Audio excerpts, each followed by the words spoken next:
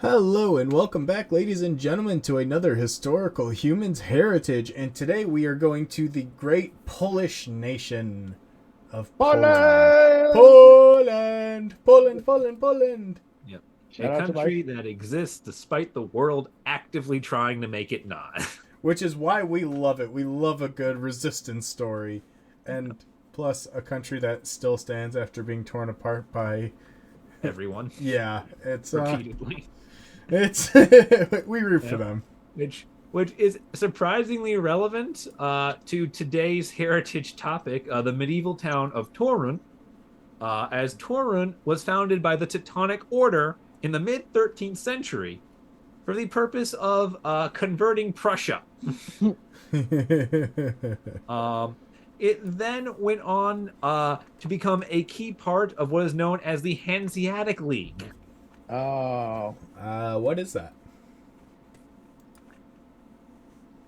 okay. So, On to the next one. basically, it was all of the Germanic speaking people that bordered the northern oceans coming together and forming like a pseudo union. So like a proto-Prussia almost. Yeah, well, Prussia already existed at this point. It's sort of, why Germany prior to World War II had that little exclave out, that Russia now has. Oh yeah, Yeah, Königsberg. Yeah, was Prussia. Königsberg exists as Germanic because the Hanseatic League existed. I refuse to refer to it by its non-Germanic name. Yeah. We But- don't really talk about the Baltics. Yeah, A but lot. basically, northern Germany, Königsberg, northern Poland, western, Latvia, Lithuania, all their coastlines formed Dude. like a pseudo trade alliance. Dude, Latvia and Lithuania are really cool places to visit. Yeah, I they all- love they all- those what are- with it. yeah, Justin, Yeah, what are the sort of price of similar, tickets yeah. right now? I don't know that one.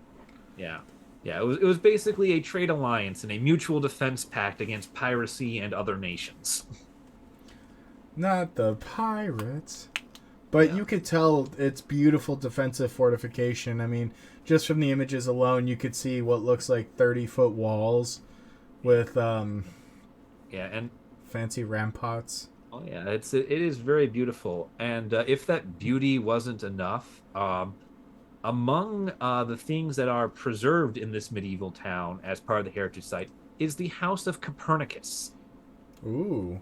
The Copernicus is or was a astronomer who was among those who put forth. I believe he put forth the was it heliocentric model of the universe or of the solar system. That was one of his things. I can't remember. It's been Yes, a long time yes. since I've gone through them. We had an episode about them.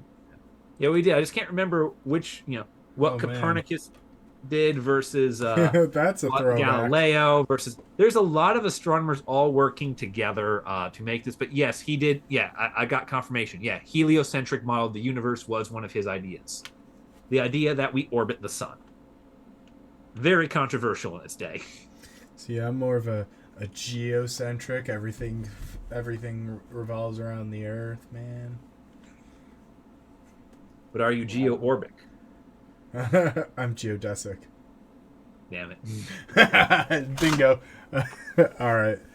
But Yeah. this is a really interesting thing because the city itself actually preserves a lot of the medieval style and feel.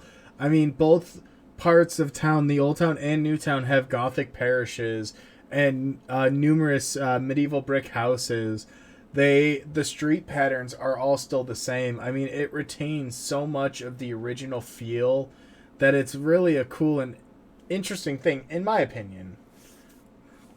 Like, I think it's really interesting because the Old Town was chartered in 1233, which is it's old. That's an old city. It's almost 100 and something years old, or wow.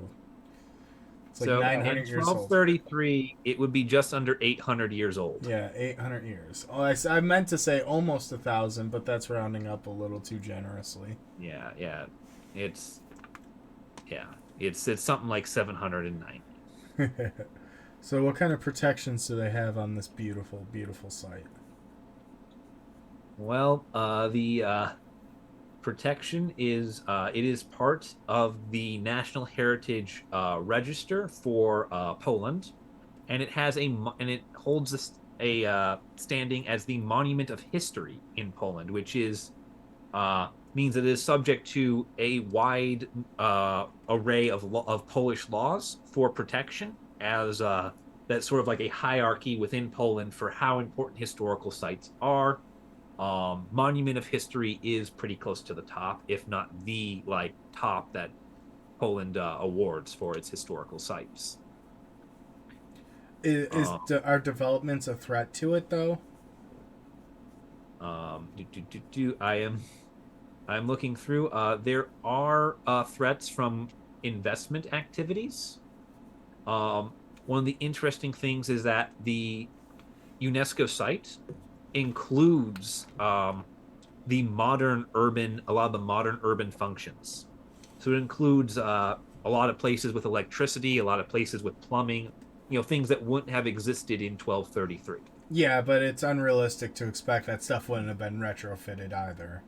Yeah. I mean, you see that everywhere. You see that in medieval houses all across Europe. Yeah. It's just interesting that a lot of it has been retrofitted, and even some later buildings have been included in its radius as part of it. It's managed directly by the mayor of Toruń. Interesting. The mayor has overall control. Yeah. The management of the property is under the office of the mayor. Mr. Mayor, the British Museum is here. They're asking to take a look at the castle. Man the ramparts. We go to war. Yeah, they just start breaking out all the medieval armor. Oh no. The archaeologists start arming themselves against the British Museum. Yeah. The main issue, it seems, with this is that there is a need to update the spatial development plan for the property and its buffer zone, as people are wanting to invest, but there's no clear way for them to do so. And so there's this sort of limbo question of what are people going to do about this? Yeah, like, are we allowed to build developments nearby? Is there a buffer zone? Is there a radius? Yeah. A lot of sites like this, they actually consider the view shed as a part of an impact. Yeah, and one of the interesting things, there appears to be a gray area of things that aren't explicitly forbidden and things which they probably would get mad at you if you tried to do. And so there needs to be an update to the plan to include these things. Just in general, from what I understand, is like new types of development that weren't coming to Toruń are now coming to Toruń, and Toruń does not have a law against them being there. We should demolish the main part of the medieval city and put a massive shopping center. It's sort of like if you don't have a law about railroads and then railroads get invented and a railroad tries to show up, technically it can do whatever it wants, but technically it can't. And so there's a big, sort of question mark there of what do we do with this? I also just find it very fascinating that a lot of this stuff has survived through all the different wars and battles that were fought in the region. Yeah. I mean, we talked about how Poland, it shouldn't exist, but it does. The amount of destruction and damage that happened across Poland is something that should be reckoned with.